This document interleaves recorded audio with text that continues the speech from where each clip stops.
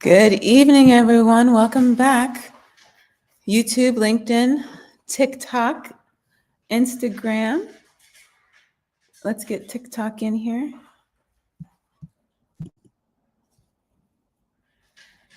Welcome back. Tonight we're going to be talking about the ABCs of financial literacy for cosmetic nurse practitioner entrepreneurs. We're going to continue our conversation from yesterday. Just letting everyone in the room. When you get here, let me know what city you're joining me from. Oh, hi.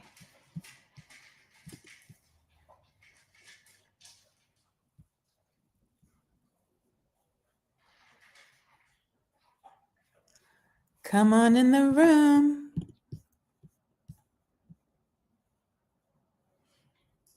Drop your city in the comments. We're going to start with story time real quick. And I want to share something with you that might be a little bit surprising. This question came up in the group chat. On average, how much is every aesthetic NP spending in their first year? What would you guess? I want to see your guesses in the comments. And I want to thank all 400 of you who came yesterday and put some hearts in the chat. Okay, so on average, the number is $100,000. This is on training courses, equipment, marketing, supplies, insurance. And these add up faster than the revenue comes in. And here's the thing, while everyone is teaching them how to inject and operate lasers, almost nobody is teaching us how to actually build wealth. And so after 15 years in healthcare and 5 years dedicated to collecting data on cosmetic nurse practitioner entrepreneurs, I identified 3 gaps. Most business training ignores advanced nursing practice. You see this even when you go to aesthetic conferences.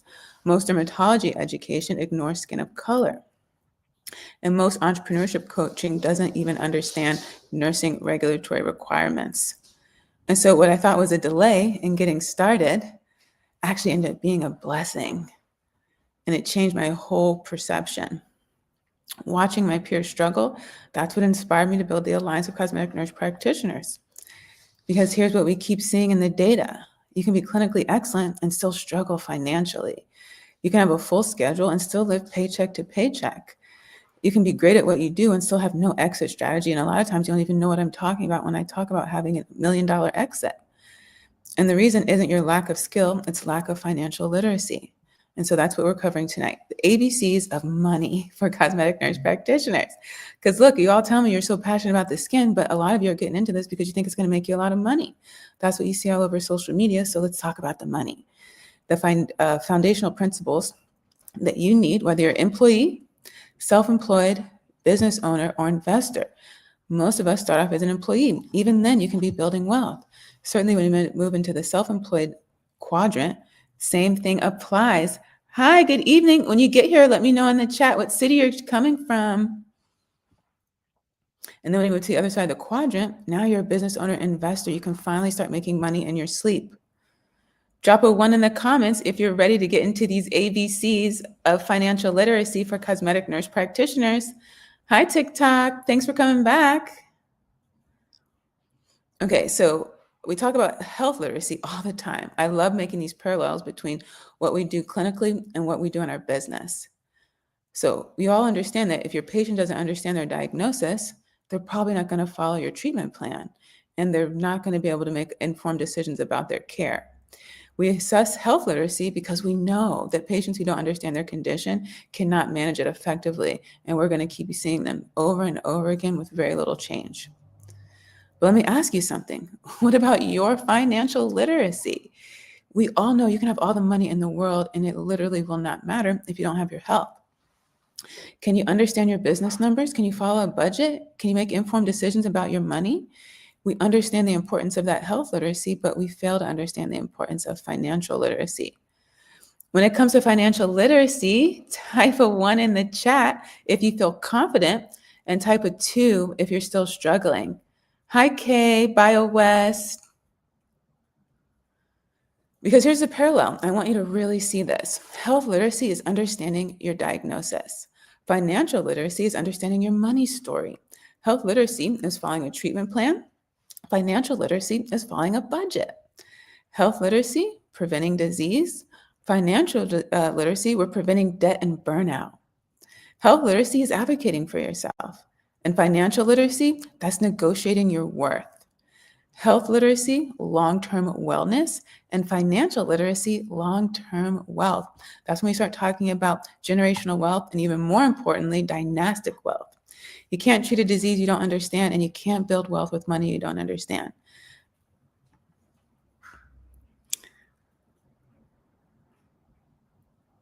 Share this live with your friends, all your other Cosmetic MP friends who need to understand the ABCs of money.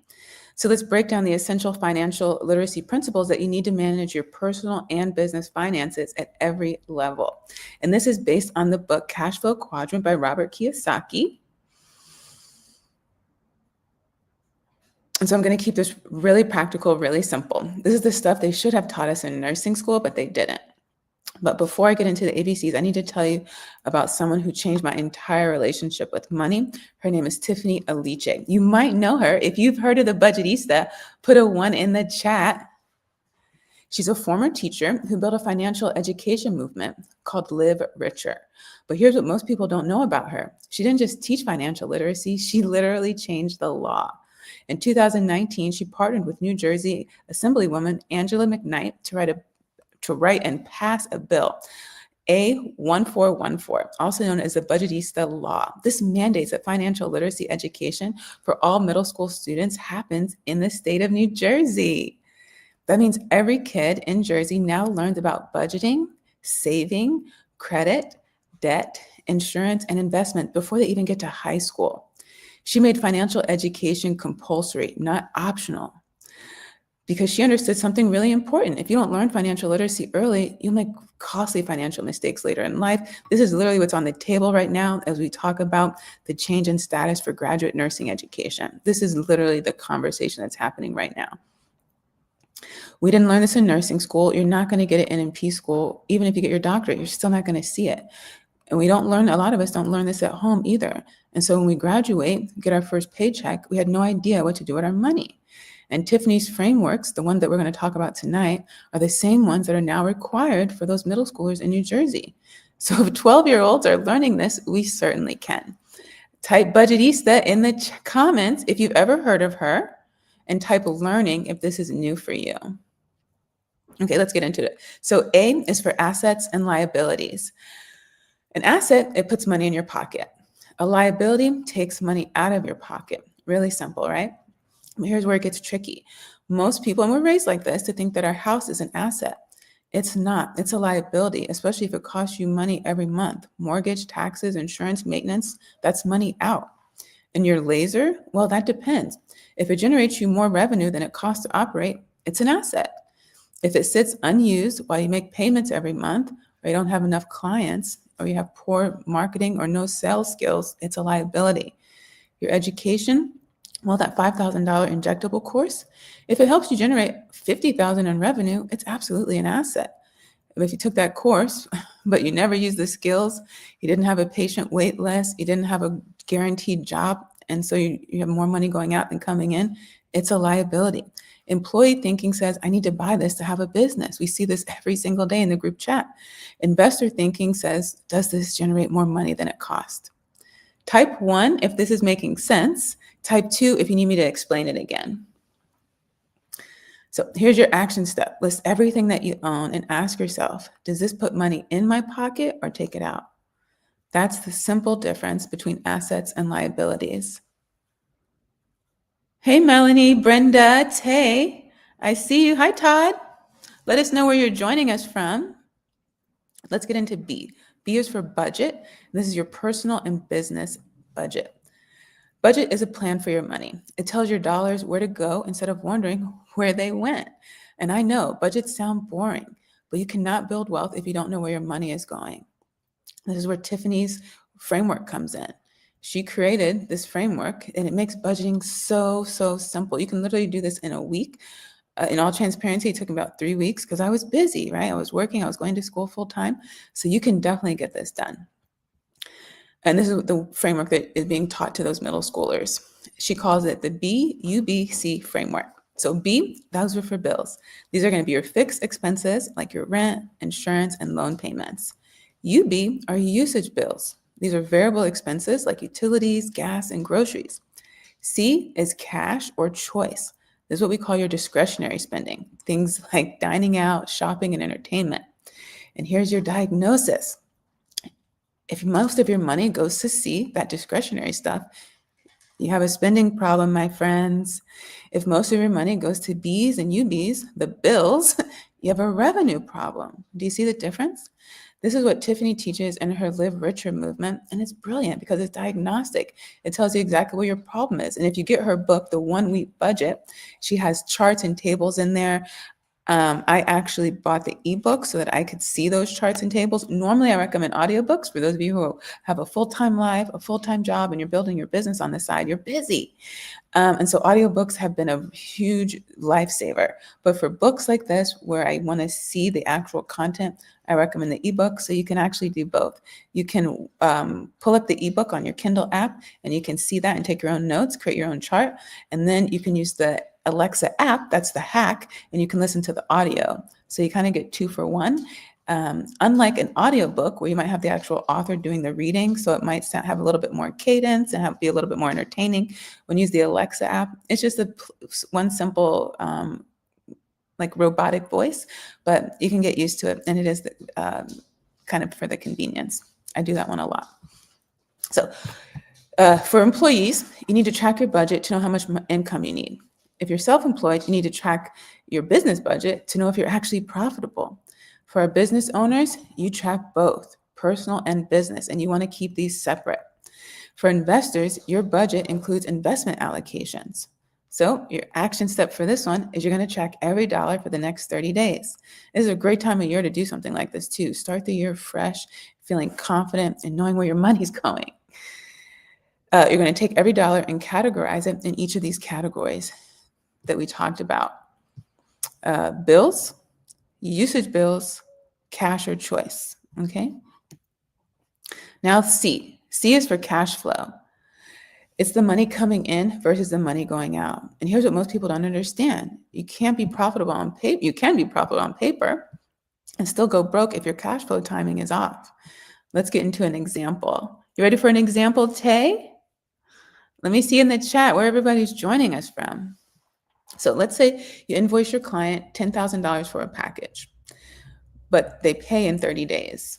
Meanwhile, your rent, your payroll, all your supplies, they're all due this week. You have profit on paper, but you have no cash in the bank. That's a problem. Cash flow versus profit. Profit is what you made after expenses on paper. Cash flow is what you actually spend in the bank. Type 1, if you've ever had this problem, and type 2, if your cash flow is solid. So let's look at the difference. If you're an employee and you work for someone else, your cash flow is likely very predictable. People consider this to be stable or security. You get a paycheck every 2 weeks. Now, if you're self-employed, your cash flow is variable. Some months it's up and some months it's down. We know in the group chat, it's been down since the summer for some people. Now, the other side of the quadrant, these are the people who make money in their sleep. So the business owners, they manage their cash flow cycles and build reserves. For the investors, they create passive cash flow streams. Now, your action step here, we want you to know your cash flow cycle. When do you have money coming in and when does that money go out? Let's move on to D. D is for debt. And there's good and bad debt. Let's talk about the difference. So good debt, it's going to generate income or appreciates in value, like a business loan for equipment that pays itself. Bad debt depreciates and generates no income. This is like credit card debt for personal expenses. This is one of the core topics in the New Jersey's financial literacy curriculum. And thanks to the Budgetnista law, middle schoolers are learning the difference between good debt and bad debt before they get their first credit card. We didn't get that education, but you're here and you're getting it right now. So let's look at some more examples. Good debt, if you have a business loan for a laser and that generates $5,000 a month in revenue, this is a good debt. A line of credit to cover cash flow gaps during slow season, good debt. Bad debt examples. You have a credit card debt from personal shopping. You're financing a car that depreciates faster than you can pay it off. Here's the rule. Only take on debt if the return on investment is higher than the interest rate. Type 1 if you have good debt, and type 2 if you have bad debt. Type 3 if you're debt free.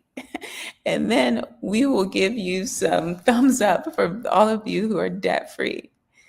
Now, action step here, list all your debts and ask yourself, is this generating income or costing me money? Let's move on to E. E's for expenses. We have fixed and variable expenses. Fixed expenses, you guessed it, they stay the same every single month. This is like your rent, insurance, and your student loan payments. Variable expenses, these change every month. Supplies you might be purchasing, marketing that you're doing as we have the holiday coming up, and your utilities. And why does this matter? Because you need to know your break-even point. How much revenue do you need to just cover your expenses? Let's look at some examples. You ready for some examples, Tay and Jenny? Okay, so fixed expenses, let's say it's $5,000 a month. This is, let's see, so fixed expenses, $5,000 a month. This is gonna cover your rent, insurance, and your payroll. Your variable expenses are about $2,000 a month, your supplies and marketing. That gives you a total of $7,000 a month. So you need to generate at least $7,000 just to break even. Anything above that is gonna be your profit. If you're an employee, your employer covers all the business expenses. So this is something you're probably not even thinking of when you decide to go out on your own. When you're self-employed, you learn that you cover all the expenses. This is a big disconnect for why some employees don't understand why they don't get paid or compensated a certain way, because they don't understand the business side. Now, the business owner, they're tracking their expenses by category to identify any waste. Just like we do in our clinical practice. We don't want to waste. That's a big part of our continuing education. Now, if you're an investor, you minimize expenses to maximize your return. Type 1, if you know your break-even point, and type 2, if you need to calculate it. And so your action step for this one, you're going to calculate that break-even point. How much revenue do you need to cover your expenses? And I love this question because when we talk about setting goals, it's really important that you know what your goal is and why if you're going into business, why you're going into business, or how much money you need to earn. Because someone might only need an extra $25,000 a month so their kid can go to a great school, they can live in a certain neighborhood and have a nice vacation every year. Someone else might want a business that's $25 million.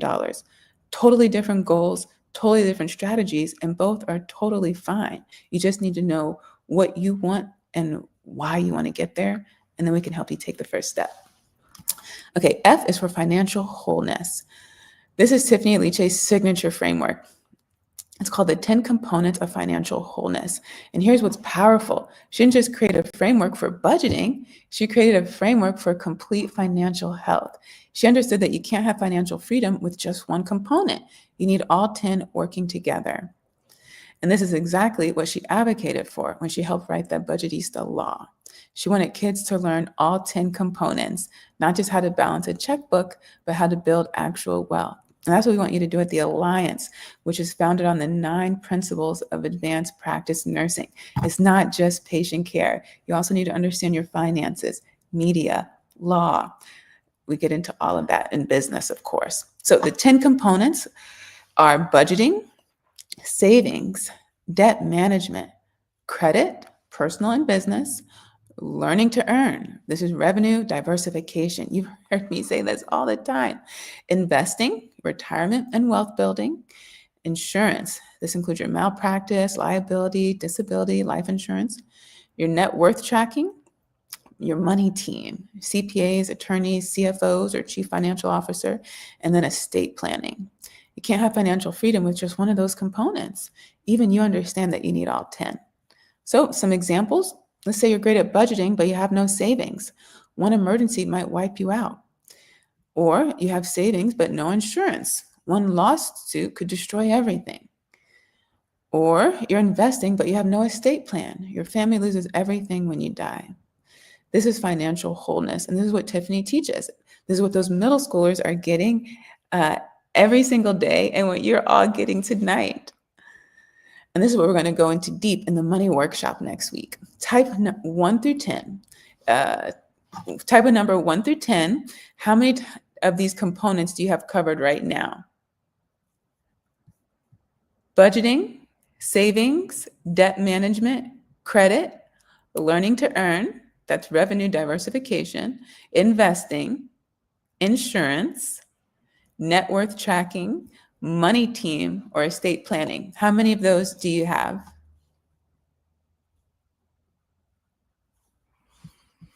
And so your action step here, you're going to rate yourself and figure out where your gaps are. Let's go to G. This is gross versus net. Gross is your total revenue before any expenses. Net is what you keep after expenses. That's your profit. You can have high gross revenue and still be broke. Examples, let's say you have gross revenue of $200,000 and your expenses are $170,000. Your net profit would be $30,000. So yes, you made $200,000, but you only kept $30,000. That's a 15% profit margin. If you're an employee, you see gross salary, but net pay after taxes is actually what you take home. If you're self-employed, you see gross revenue, but net profit after your expenses, that's what you're going to keep. For business owners, you're tracking gross revenue and your net profit margin. If you're an investor, you're going to evaluate businesses by their net profit, not gross revenue. Type of 1, if you know your net profit margin. Type of 2, if you have no idea. And it's okay if you don't have an idea. I've always learned the most by asking questions and admitting when I need help. Hi, Mike. Thanks for joining us.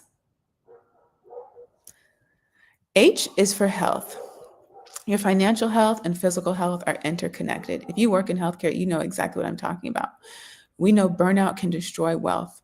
If you're working 60-hour weeks to make money, but spending it all on stress management, therapy, massage, takeout because you're too tired to cook, you're not building wealth, you're treading water.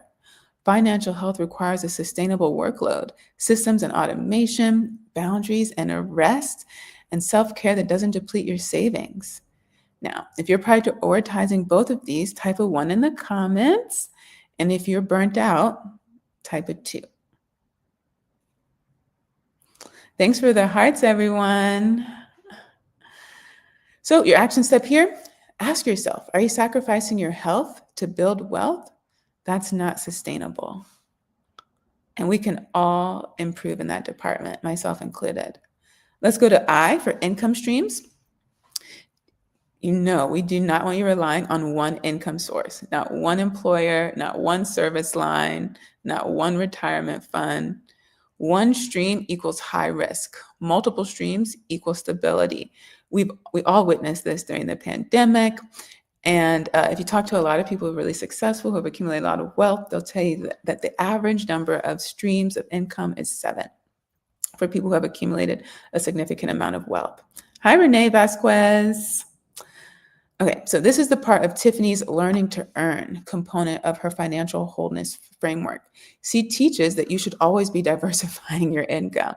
So let's look at our examples. If you're an employee, this is where you can negotiate base salary plus commission plus bonus. I hope you're taking notes.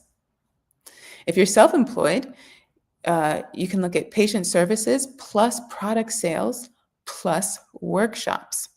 If you're the business owner, you're going to look at patient services plus staff revenue plus licensing. If you're the investor, you're going to look at those dividends plus rental income plus equity appreciation. The rule, aim for 7. Type how many streams of income you currently have. Just type the number. Action step. Okay, how many income streams do you have and how can you add just one more? Just take one step at a time and make sure, and when I talk about diversifying your income stream, I'm not talking about getting multiple jobs. You have one job that pays you multiple different ways. Okay, let's move on to J for job. And we're almost done. So let's look at job versus business versus investment. A job means you trade your time for money. That's our employees and self-employed. They only get paid when they show up.